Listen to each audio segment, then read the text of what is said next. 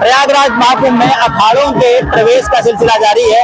आप देख सकते हैं 13 सनातन धर्म के अखाड़ों में जो सन्यासी अखाड़े हैं उसमें से एक प्रमुख अखाड़ा अटल अखाड़े का आज छावनी प्रवेश हो रहा है।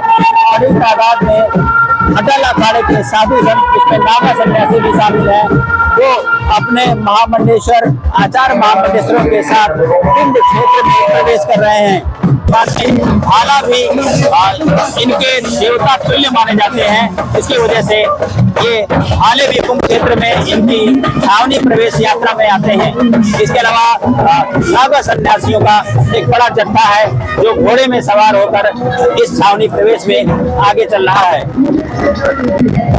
नागा सन्यासियों के अलावा इनके जो पंच परमेश्वर हैं, जिनको रमता पंच कहा जाता है, वो सबसे आगे चल रहे हैं। आप देख सकते हैं कि इनकी सबसे महत्वपूर्ण बॉडी है। उसके पीछे जो आप विशेष रंग के जो दंड लिए देख रहे हैं, ये इनके अष्टकौशल हैं। इसके अलावा आपको फिर दिखाना चाहेंगे, ये जो सामने चले आ रहे हैं, ये इनके भाले ही इस अखाड़े के पूज्य भाले कहे जाते हैं, जिनकी पूजा होती है और शाही स्नान के समय संतों के साथ में इन भालों को भी स्नान कराया जाता है। क्योंकि यहाँ भाले एक देवता के तुल्य माने जाते हैं, जिसकी वजह से ये भाले भी छावनी प्रवेश की यात्रा में साथ साथ संतों के चलते हैं। इनके पीछे बड़ी संख्या में नागा सन्यासी भी हैं, जो इस अखाड़े के सिरमौर संत कहे जाते हैं।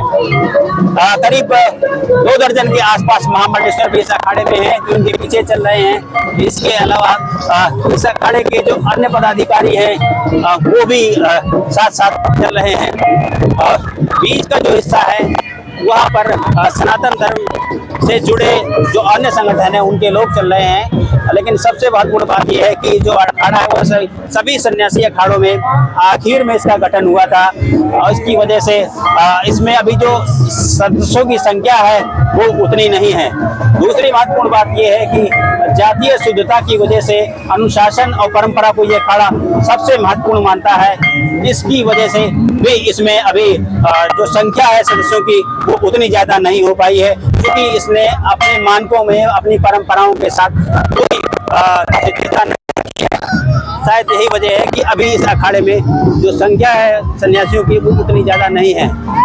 अखाड़े का छावनी प्रवेश चल रहा है। आप देख सकते हैं कि ये बड़ी तादाद में जो अपने हाथों में अस्त्र लेकर चल रहे हैं, ये इस अखाड़े के नागा सन्यासी हैं। इनके हाथों में फरसे हैं, भाले हैं, पूरी एक फौज है इन नागा सन्यासियों की जो साथ साथ चल रही है। इसके पीछे महामंडलेश्वर हैं इस अखाड़े के, जो साथ साथ चल रहे हैं। और उसके पीछे आखिर में अगर आप देखें तो वो इसके अनुयायी है जो पीछे पीछे चल रहे हैं। प्रयागराज महाकुंभ क्षेत्र में ये छावनी प्रवेश पहुंच रही है, जिसके बाद ये अपने सेक्टर 20 में बनाए गए छावनी में प्रवेश करेंगे। एक महत्वपूर्ण बात और दिखाना चाहेंगे आपसे कि इस अखाड़े में नागा सन्यासियों में महिला नागा सन्यासी भी हैं। हम अपने सहयोगी को दिखाना चाहेंगे, ये कुछ नागा सन्यासी भी हैं। खास बात यह है कि जो महिला नागा सन्यासी होती हैं वो यहाँ पर केवल एक वस्त्र पहनती हैं।